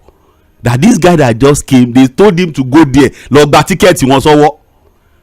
Play games with them, show yourself as if you are serious. When you eventually mess everything up, come back home. He didn't even come second in the last election. He didn't come second. So, and that's what we may, unless we see some serious contest from the ADC. Every other political party, maybe Sowore party, maybe, at least we can say for sure that one will be serious. They might not be able to pull up the numbers, but at least we'll be sure that they are not just presenting a dummy to Nigerians. But I'm sorry, and I think my prediction has come to pass. I've said it, that look, if the PDP is eventually able to present a presidential candidate, it will be a candidate that is given to them by the APC. Yes, okay. If the national leader of the party, Fayose said, Wike is the national leader of the PDP. And the national leader is most likely going to be part of the campaign team. I think as it stands, he's even the DG of the presidential campaign unofficial DG of the Tinubu campain. So and his own party says they will still present. I think they even said they've zoned the ticket to the south. To the south. So okay, the PDP has zoned the ticket to the south. Wike is from the south. Somebody said maybe Wike will resign as FCT minister and contest as president. This one it's even worse than Abala politics. It's possible if it is true that the PDP has now zoned this ticket to the south. And the leader of the national party is from the south. A presidential aspirant in 2023 is from the south. Who is that? Wike now. Wike, yeah, that's what I'm saying. He was a presidential aspirant. So if it is true that they zoned the ticket to the south, I mean, you lost ambition 3 years ago. Now the ticket is in front of you. How did they do their calculation to even zone the ticket to the south? The leader of the chairman of the zoning committee is now in the APC. It was governor of Bayelsa State. Governor Diri was the chairman of the zoning committee. So they zoned it to the south, and he left the people. And they I think the best thing would be for Wike to just resign as minister and just pick the ticket of the PDP. And that was why you were angry in 2022 after the convention that they didn't give you the ticket. Now you have the ticket now. Take it and contest. That's true, Abi. Yes. The reason why you were annoyed with people like Tambuwa and the rest, and was because you worked for the party and then you wanted the southern but now the party is now in his firm grip. He has the party. You are now the party. If I can decide anything, you are the party now. Oh yeah, take the ticket. Ambition have died within 3 years. So it should. So that's why I was asking, and I think we'll have this conversation again on Sunday. Now that it appears that Wike is going to have the party all to himself, now take the ticket. What does he now want to do with the party? The only thing I see is that look, the usual transactional they politics. They will just have a consensus and then they will endorse the president. No, that's most likely. That's what most likely. And when Seyi Makinde said it, that look, he had promised Mr. President to hold on to the party for the PDP president down. Is that not what we're seeing playing out? This is what is happening right now. And then we're saying that look, it is not just about politicians playing their dirty politics. They are now dragging our institutions into that dirty politics, and that's the danger. That's the danger for me. If they do their nonsense amongst themselves, we probably will not bother. But once we begin to see that we are desecrating institutions that are supposed to be the guardrails for what is supposed to be a functional democracy in Nigeria, then we're in trouble. We're sliding towards trouble. So I'm not surprised that as to what has happened. Bala Mohammed going to the ADC, he had to take a decision. The person we are waiting for to take a decision would have to be Seyi Makinde. I think he's a bit too ashamed to quickly take a decision. I think he feels used because it now appears that Wike used him. Wike has been able to outsmart him. And that's it. Be careful who you work with. Be careful who you relate with. Be careful who you choose as your friends. If you don't have the same orientation, if you don't have the same character, aguntolema bajarin, koma jegbe, like they say. You have to be careful, because at the end of the day, they will spoil your moluabi. I won't care. They don't care. At the turn of the clock, they will tell you, we don't give a damn. We did G5 now. We are done. Everybody hold on to your G now. G whatever you want. Think that because of G5 I said I don't send you now. What's my business? G5 and that's what they're telling him. Absolutely. You are the only one. Look at the composition of the G5. 3 of the governors or thereabout, or 4 of them were leaving, and they are settled. But you know, Otom was with Wike. When Wike was dancing in Abuja, Otom was clapping behind him. Otom is not like a PA. He's not Wike's PA. Fayose is the spokesperson to Wike. Okoyemi. Former governors. 8 years governors. Okay. I mean, I'm glad we were able to just relieve the tension a little bit, because we started the conversation on the show on a pretty emotional and very sensitive mode.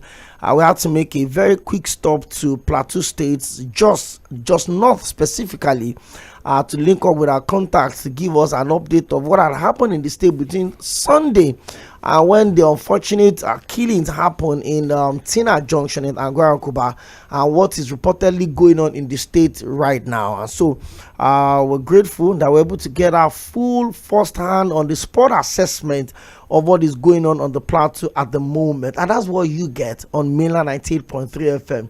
We don't just pick conversation, we drive the conversation to the very end. I will supply you every details. We cross all of the T's and dot all of the I's to make sure that no part of the story is left and we leave in any doubt. So you have to keep your dialogue here from Sunday 6 to 8 p.m. on Political Roundtable to our daily newspaper programs now. And of course, we'll always have global view on our daily shows.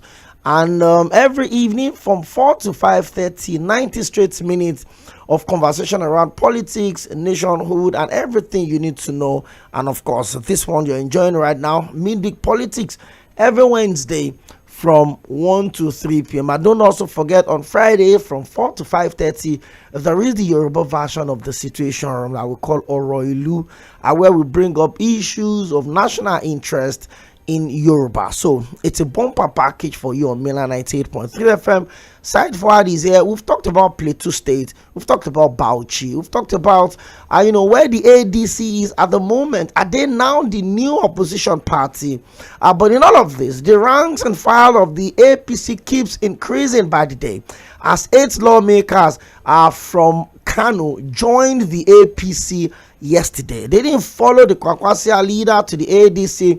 Rather, they followed Governor Abba Yusuf to the APC. So, the House of Representatives now, the APC controls 280 members out of 360.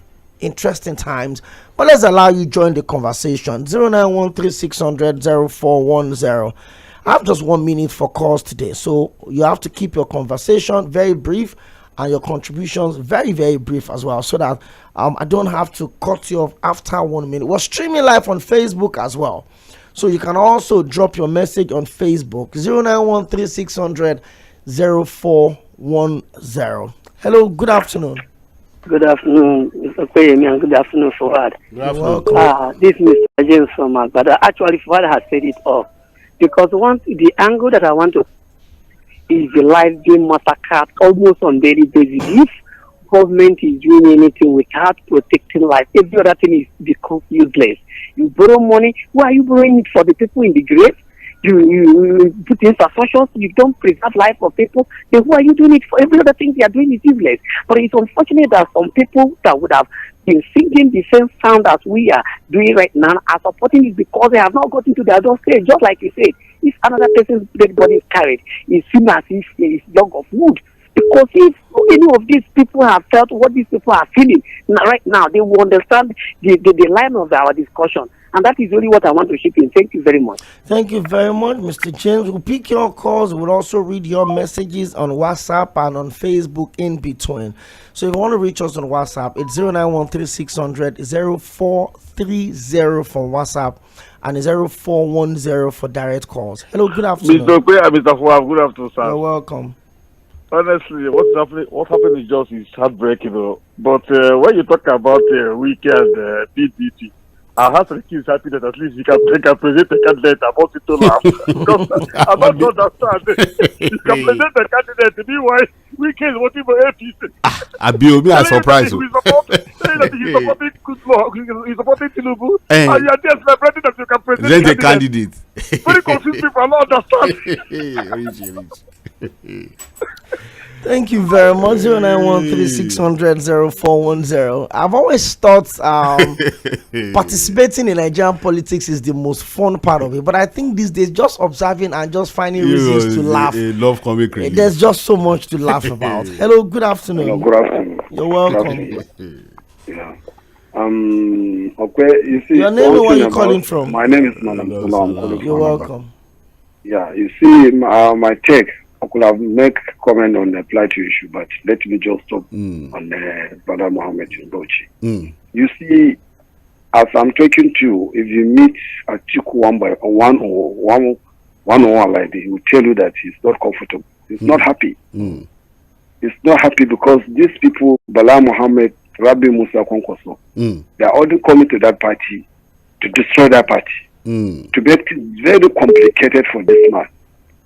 And he didn't have that political spray, that political know-how, like Atiku. But they are just there. In fact, for me, I'm just look at them like they are contractors.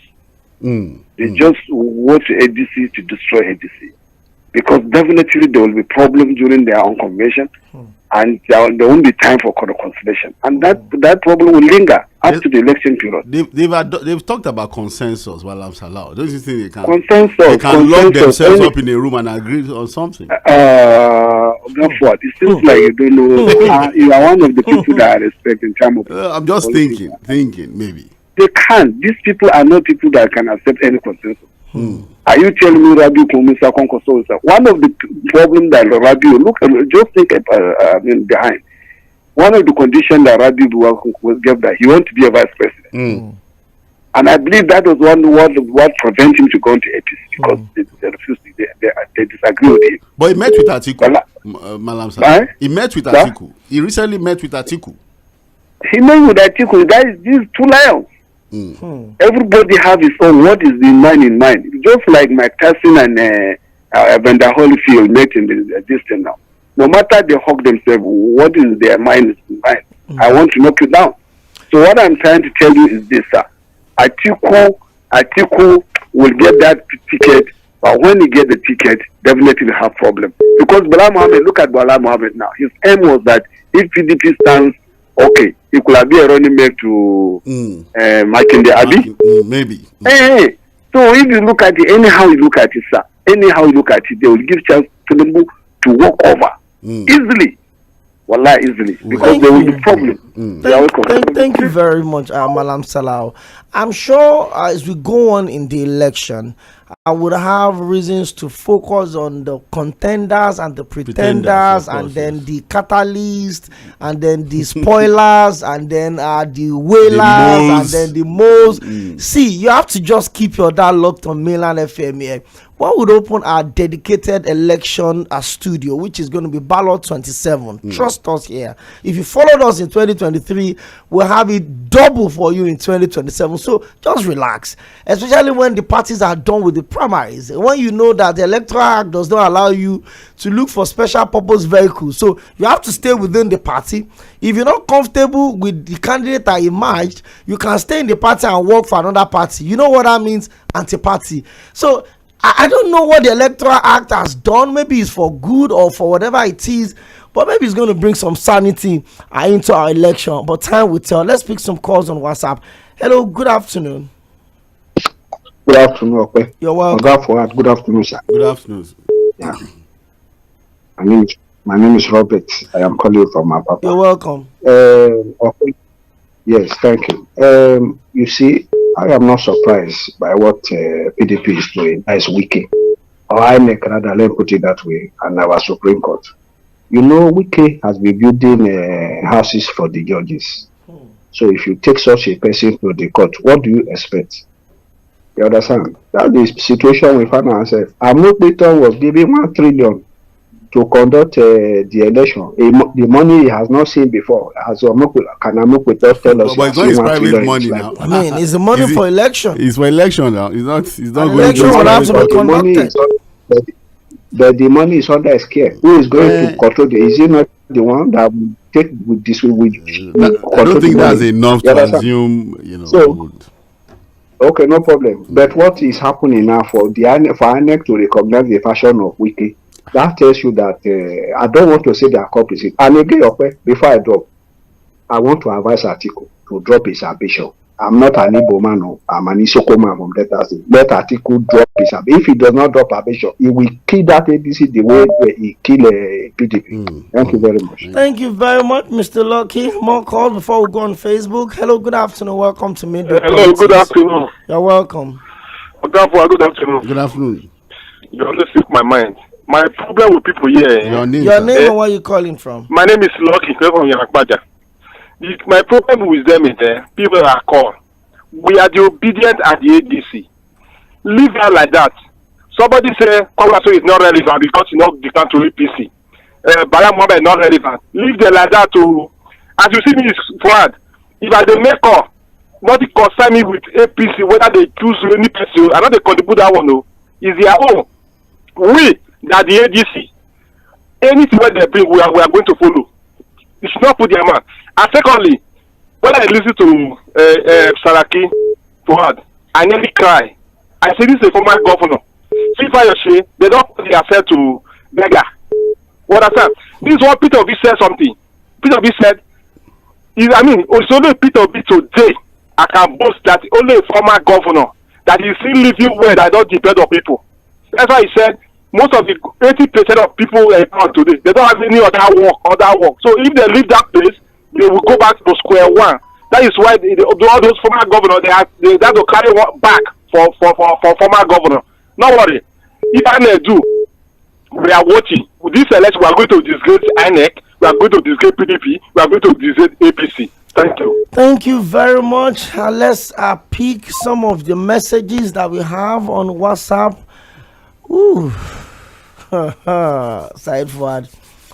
Let me see. I think I will just pick a couple of calls first. Okay, let's go straight to the messages. And there are quite a lot that we have here. Chris from Ikeja says that only God could deliver Nigeria. Good day to you, Oga and Oga Forward. Let someone tell Mr. President that we're hearing him loud and clear about getting those who carried out the Plateau killings. They have captured and persecuted all those that have been slaughtering people everywhere like chickens. So we believe they will capture these ones too. God is watching and taking note of all of the fake promises and pretenses of the government. I cannot believe that what Gumi said about connivance with people in government over the security palaver. And on the second thought of the minister of, I said the minister of darkness. He's actually minister of power to run for governorship in Oyo. Thank God he will have had 100 times the quantity of darkness in his race because of his failure and punishment. Nigerians have witnessed in him as a so-called minister of power. That's Steve Ofer from Ijanikin. Well, he gave an interview yesterday and he said he's still not out of the race. So we don't know what the twist can be. Perhaps maybe you want to go to another political party. Mr. Fuad said everything about this government and insecurity. A man who is having no rebuttal and NSA has no intention to fight insecurity. Okay, is this Angwaru Kuba not the home of the 3 armored division of the Nigerian Army? Yes, that is where the 3 DVEs is at Angwaru Kuba.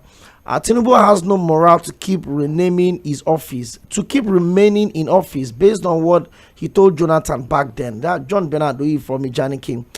Good afternoon to you, Fuad and Okpe. For me, the PDP and Labour is an extension of the APC. Guys, I'm waiting for Tinubu and Wike's fight soon. About the INEC and judiciary, they are just a mess to me. God will judge them. That's Rahim from Agege. Good afternoon to you, Okpe and Afar Fuad, the political strategist. has brought division and infraction into the opposition parties with the seemingly connivance of institutions. Governor Bala has no choice but to gyrate to any party he could take refuge. Every season had its own terrain and experience. Mr. Wike's season and intrigue will soon fade away with another person. ADC should put the house in order if they are serious. That's Noah from Igondo. I'm listening to you guys from Istanbul, Turkey. Okay, thank you very much for texting us. You didn't put your name, but thank you very much. Okpek and Fuad, welcome to the best month of the year. Thank you. Please permit me to liken Wike's new enviable and glorious position as PDP national leader to that of Lucifer, who wanted everything that God had and even wanted to be like God. Yes, Wike now enjoys the same position of national leader as Mr. President. I'm sure he must be proud of his achievement now. The PDP is only deceiving themselves, thinking they can pull off any strings against the APC. I've chosen not to comment on insecurity because it is pointless since Nigerians are helpless. My annoyance is always when I hear the president has ordered or direct service chiefs to take care of security situation. Mr. Fuad, I sent you a message on Facebook.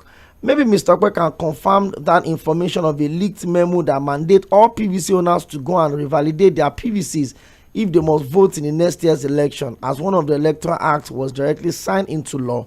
James Ogbona from Oshodi. INEC had debunked the memo. Thank you very much, James Ogbona. Ralph from Satellite Town says, good afternoon to your and Forward. I don't know the area this government has gotten it right. Almost everything is zero. He doesn't show any concern of what average Nigerians are going through. Trust me, we can talk and move on and the president won't do anything. It is really annoying. Good afternoon to you guys in the studio. Is it not a wise step at this point in time to declare a state of emergency in all sectors because of mass killing of Nigerians? This is James from Agbado. Why are our rulers very unconscientious? Okay. They are busy celebrating their political structures when Nigerians are massacred on a daily basis. If truly they have conscience, most of them should have resigned from their failure to protect Nigerians. It is disgusting and disheartening. That is James from Agbado Junction. I wonder what the people are always dragging themselves with Wike and his orchestra and the PDP. What are they really looking for? Well, it is now clear Emperor Wike has completed the task of destruction of the opposition. Those destructive elements in the country, political space, are perhaps not aware of the damage they are causing both the born and unborn generation. Let the genuine opposition members leave the PDP for the emperor so that he can feast greatly after completing his actual jobs. Surely the day of reckoning is coming, and they shall not have any hidden place. Time alone shall tell. As for sure, for the foremost nationalists must be weeping profusely in their graves. That is Steve Ofere from Ijaniki. Ayola from Bagada is texting and it says, Wike would end up like an emperor without an empire, a king without a palace. The PDP is a mess of what it used to be. Now Wike said it. Now Wike had it. And just like Said has said it, Wike can now be the candidate of the PDP and maybe run against the president. Well, that would be very interesting. Let's go back to the phone line before we check on Facebook. Hello, good afternoon. Hello. Good afternoon. Good afternoon. My name is Bolaji from Joko. Mr. Bolaji, you're welcome. Okay. Good afternoon, and Fuad, good afternoon. Good afternoon, sir. So, what I'm going to say will just shock you because I don't see when they say like Oshu election now, it's going to be handled by the electorate from Ogun State and Lagos State. I know everything because INEC is involved in this conspiracy. Because you will see some people, they want to go and change their this thing, to go and change their relocate their this thing, and INEC must have done their groundwork. Later they will change it back because it's not general election. Away from that, you see when the opposition are doing abuse that they don't know what to do. Nigerian electoral system with its amendment is like going into a contest with a lion in the jungle without ammunition. It is also like going into a contest with opponents whose elements are to decide the rules to use during the contest. It is like a stage manager contest to give one favored side victory. That is how it is. That is how our electoral system has been structured now. So that is just it. Thank you very much for joining us on the show today. So we'll take our messages also on Facebook. I'll still come back to the phone lines. But hey, I promise to, give you the breaking news. The Federal High Court now in Kaduna has adjourned the hearing of the bail application filed by former Kaduna State Governor Nasiru Ahmed El-Rufai to 14th of April. The presiding judge, Rilwan Haikawa, fixed the date after listening to argument from both the defense and the prosecution on Wednesday. El-Rufai was arraigned by the ICPC and other related offense commission, by the Independent Corrupt Practices and other related offense commission on a 10-count charge bordering on alleged conversion of public property and money laundering. He pleaded not guilty to all the charges. The court ordered that he remain in ICPC custody till 14th of April, pending the hearing of his bail application on the fixed date. The governor arrived at the court premises at 9 a.m. in a black Hilux vehicle accompanied by DSS officials. El-Rufai, dressed in a light brown outfit, regard and cap, appeared calm as he walked into the courtroom. So, the hearing on the bail application have been adjourned till 14th of April. Hello, good afternoon. Hello. Hello, good afternoon. Good afternoon. You're welcome. This is Okangolina. Good to have you join us. I agree, my Oga. Good afternoon, sir. Look, when you were saying that, what would the president be telling people in Jos and all those places where there has been, this violence? I will tell you that the president may not even go to those places. He may not even go there. Their focus now is to win the 2027 election by other means apart from us. That's why they have all the city boys, how do you call them? The renewed hope ambassadors, the governor. They don't care about what we are going to vote. So they are marching all kinds of monies, vehicles. You saw the kind of new vehicles they have been buying. So whatever thing that the people in the Jos or what they are feeling is not their problem. They will win this election irrespective of what we are thinking or what we vote. You can take it to the bank. That's what they want to do. So whether he goes there to campaign or he doesn't go, it doesn't concern them. The renewed hope ambassadors will give him the vote. Thank you. Thank you very much, Mr. Kangbelina. Okay, Ola from Ipaja is texting, and he says, good afternoon to you, Okpe and Forward. I don't think the ADC coalition can do us any good in this country. I'm not supporting the APC either. All of them are just the same of the same. Hello, good afternoon. Hello.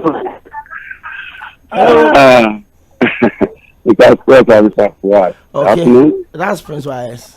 Good afternoon. You're welcome. Yeah, number one, in Kakanto Obi Atiku and the Afichi, this first from me, any one of them can cover this country. If the government manage their money, they can agree with one another after the election. Because as for me, there's no supporting time in this country where people control the structure of PDP to the extent that Babalola to proceed for him to allow it to go for second time. Because the Delta is going to be backing at people then. After this, we have about take over. Take everything first. I think I have to run out of that party to another party and be jumping from one party to another. Up to date. Like it's all of those still need PDP there. It's acceptable. Just differences if you go to this state. We can say chance for whether that is or not. Any politician is a gamble. Either you win or lose. And this chance forever. We can go that tomorrow. But today is the chance of PDP. Because where people were going to divide, we're struggling to hear you clearly, Prince Wise. It's been a struggle.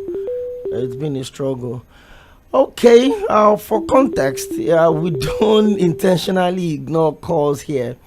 So if you don't pick calls, it's probably because we just have a lot of them. What a country. Do you know that APC campaign buses is more than ambulances that we have in this country? God help us from this current bad administration. We're really, really pressed for time, and then we just have to go now. Okay, let's see if you're lucky and we can read some of the messages that we have on Facebook. Facebook.com/mainland 98.3 FM. Okay, I've got someone trying to talk to us on the Facebook, and this one says, okay, good afternoon to you, crew. When the purpose of a thing is not known, abuse becomes inevitable.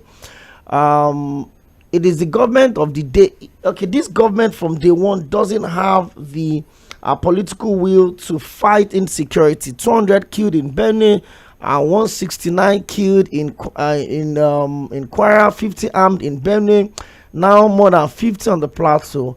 Okay, this is a long one, but I think I have a call on WhatsApp. Hello, good afternoon. Good afternoon, Okwe. Hello, good afternoon. Good afternoon, Okwe. Can you hear me? Good afternoon. I can hear you, Mr. Farah. Charles from First Time. Okay, let's do this in 1 minute, please. All right, please. I want to ask one question about this North-South dichotomy in the politics. 2007 to 2015 was supposed to be the turn of the North, and the North did not complete their tenure. I didn't hear any journalist from the South shout, "It's the turn of the South." Jonathan completed Yaradua tenure. Even in 2015, he came out again to contest, and nobody shouted, "It's turn of the North." But now, all we are hearing is turn of the North. Atiku should not come out. This person should not come. ABC should give their ticket to a Southern, so that South will complete their tenure. What of the 5 years of the North that have not been completed? What happened to it? That Jonathan took from them? What happened to it? Thank you. Thank you very much, Mr. Charles. John Bernardo, he says, Mr. Father said, okay, I took that message already on our direct call. Oluwatoyin Oyeyemi, I've responded to your request. You told me to give you the breaking news, and I did already. Ralphie War AGK says, after analyzing the atrocities going on in Jos over the unnecessary killing, I burst into laugh when you started analyzing how wicked the PDP and Saraki are rejoicing that at least they can now present a candidate now, and you ask, candidate for what? You guys are wonderful. Thank you very much.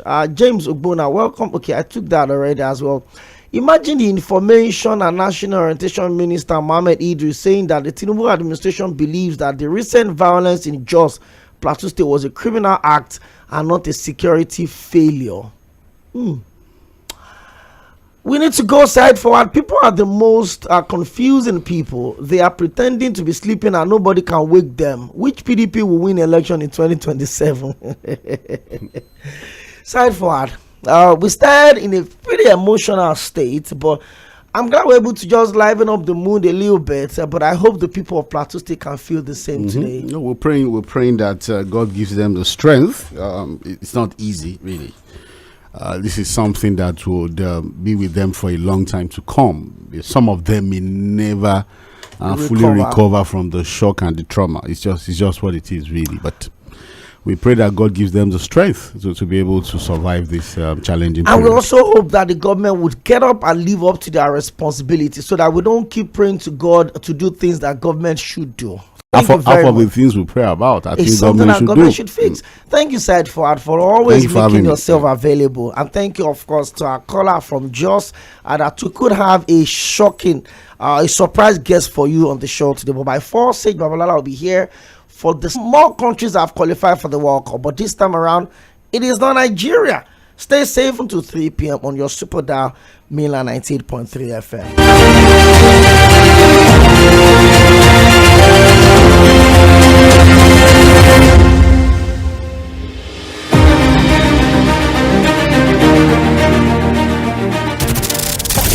Follow us on all our social media platforms on Instagram, Facebook, and YouTube at Mainland 98.3 FM, on Twitter at Mainland